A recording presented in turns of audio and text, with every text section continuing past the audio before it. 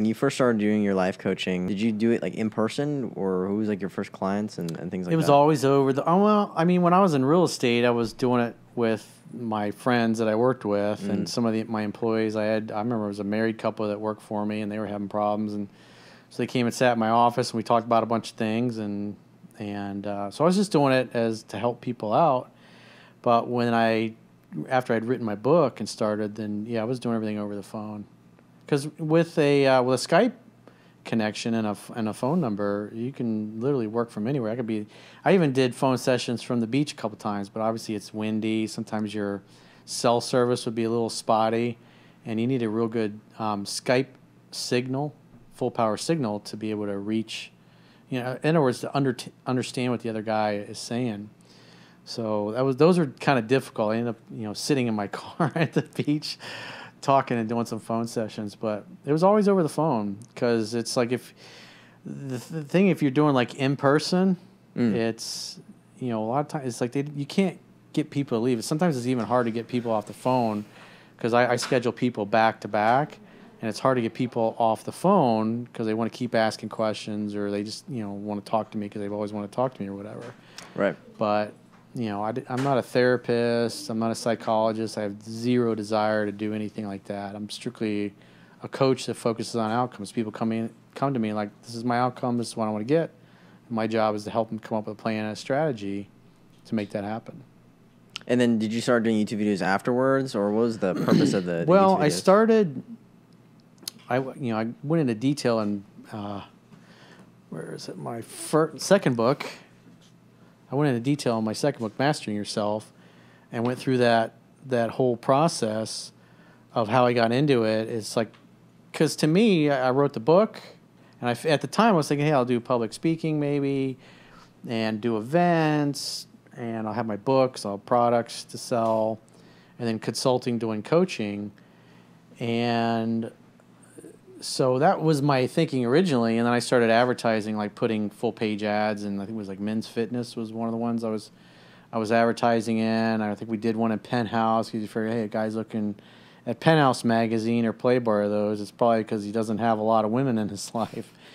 And this was before like internet porn just took off and is as pervasive as it is today. But so I was running ads, and I might spend $10,000 on an ad and bring back $5,000 or $6,000 in revenue. So it wasn't as, or a television doing like an infomercial type thing, because that worked real well in real estate. But when you're selling a $300,000 house and you're doing the loan and the real estate commission, you can bring in $20,000, $22,000 and the commissions between the two.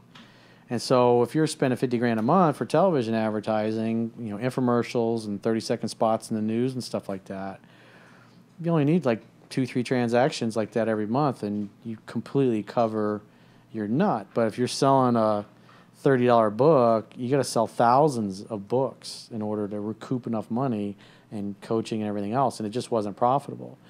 And so then I started experimenting with Google pay-per-click, and that was kind of in its infancy at the time. And then I remember when I was working at this sports bar for about 10 months to give myself some extra money, because I was making enough. I was profitable. It was only bringing in like $2,000 or $3,000 a month, I think, at the time. And it wasn't like I go out and live extravagantly on. It wasn't like I go out and live extravagantly on that type of money. So I need, when you do a pay-per-click campaign, I mean, you can blow hundreds or thousands of dollars literally in seconds and clicks. So I was trying to get traffic to the website and see, will people buy the book? Do they sign up for the email list? And being able to test the site. So I was working like 3 days a week, waiting tables only. And I might bring home $100, $150.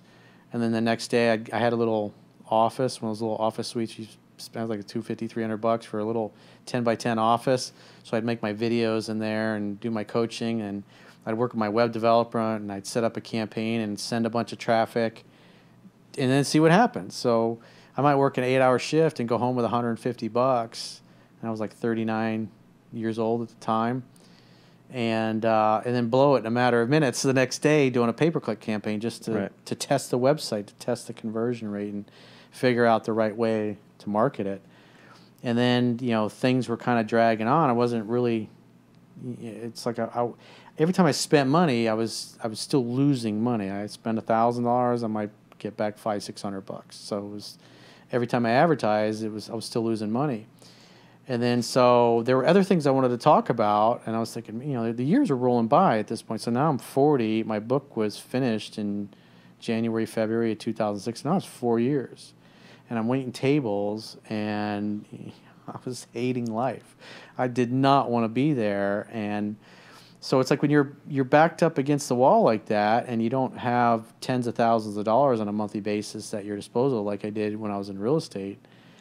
It forces you to be frugal. It forces you to think outside the box. And then so I started, because I didn't like the idea of writing and like an email newsletter. I started doing that, and then sending those out. And then I converted my website to a WordPress website, and I started writing articles. And I had the Google Analytics code embedded on my website, and so I just started writing about other things, like how to get any job you want. I wrote an article about that, about negotiating. I wrote some articles on health and some other things, and I started answering the questions that people were sending in through email.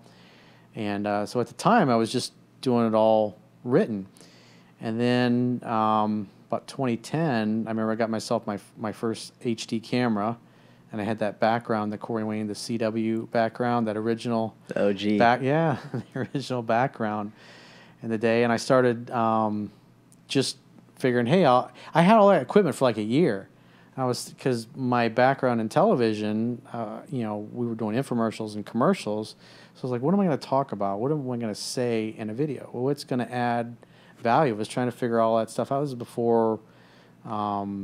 podcasts and all that stuff. I think in 2010 was probably when Joe Rogan actually started doing his podcast. And he was just fucking around with some friends of his. Like, hey, I just get together with my buddies and we'll make a podcast for the hell of it, just for fun. Right. And it grew into what it is. And so I was experimenting with, writing articles, and I started doing like 3 or 4 a week. And then over the course of a couple of months, as I was doing that, and then I was doing like, one a day, like at least 5 days a week. And so I would take the email and I would put my comments in, I would type them in, I put them in bold, just like you guys see on the website today. And then I figured, you know what, I'm going to, as a value add, because I know some people are auditory, I'll do these videos. Because at the time, it's like if you're going to do well on YouTube, the only thing you saw was like, I don't know if you ever saw that famous video where like the little boy's in the back seat and his little brother bites his finger and he's like, oh, Joey bit my finger or something like that. And it got millions and millions of views. I just figured it was a viral video. That's all you can really do with YouTube. And so I started doing these videos and just going through the emails and then just adding the video embed code to the top of my article just to go along and add value for people and so what people were doing is they would listen to me talk as they were kind of reading the article. And, when I blogged for about a year just doing that, and I just kept seeing my traffic go up. And I started getting more and more people booking phone sessions. My book sales started going up. My email list started growing, and people were going, oh, yeah, I found you on Google. Oh, yeah, I found you on Google every time I talked to somebody on the phone, because I would always ask them, how'd you hear about me? Right. And then probably maybe 4 or 5 months after I started doing YouTube videos, it seemed like every time I talked to somebody, how'd you find out? I'm like, oh, I found you on YouTube. And my videos back then were getting like 50, 100 views. It was like nothing. And I got people in the comments going, you suck. Nobody's watching these. Why are you wasting your time doing them? And I just kept doing them because I was getting business off of it. And then I remember it got to the point where almost 100% of the people I was talking to all came from YouTube videos. And I thought, well, I can make a video quicker than I can write an article. When I take an email and pick out the images and write the article and publish it, that's like a 4 or 5 hour process. So I can make a video. It takes me about a half hour to find an email out of all the ones I get that I like and come up with a title and come up with a description and everything. And then film it and editing is pretty quick so I could bang out a video like an hour and 20 minutes from like start to finish to where it's published, and then I can walk away, and then Jennifer can pick it up from there. And so I stopped blogging for, that would have been probably a year and a half, 2 years. That's why people are on the email list will say, hey, I got these links, but there's no article, there's no email to go along with this video that you got. And so that was about a 2-year period. I didn't do any blogging until I hired Jennifer, and then she started doing those again because people really like that. They like to be able to look at the email and my comments in it while they're watching the video or listening to the video. So that's basically how it evolved. And then I had a period of about 6 months where I remember I was doing I think it was 6 videos a day, 4 days a week. So it was like Monday, Tuesday, Wednesday, Thursday. I was just, I would get a question from somebody and I would answer it in a video. And when I did that, I really saw a dramatic increase in the subscribers, and, book sales increased, and I started getting more coaching. And then I cut it back down. I think I started doing Monday, Wednesday, and Friday when I got a sizable following, and it just kept growing. And then I turned on the monetization, and I think when I turned on monetization, at least back then, I think it quadrupled the amount of subscribers I was getting, literally from one day to the next. You can see it just goes, it's just a spike in my subscribers. And then, I don't know, a year later, I got a partner manager. They assigned me a partner manager, and they said, hey, you should do thumbnails for all your videos. I did that. That increased the subscribers by 50%. And then plus they verified me.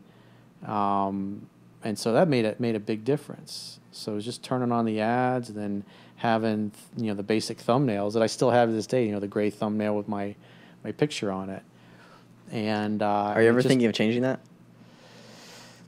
It works, but everybody knows that is the video newsletter, because when I do other thumbnails, the video won't get as, they'll go, oh, it's one of those other videos. Yeah, I'm the same way. It's like I love the OG videos. It's classic. So that was one thing I learned, a hard lesson early on. It's like when you have something that really works in business, and then you go and change it, and then you see a negative impact in your income or your revenue.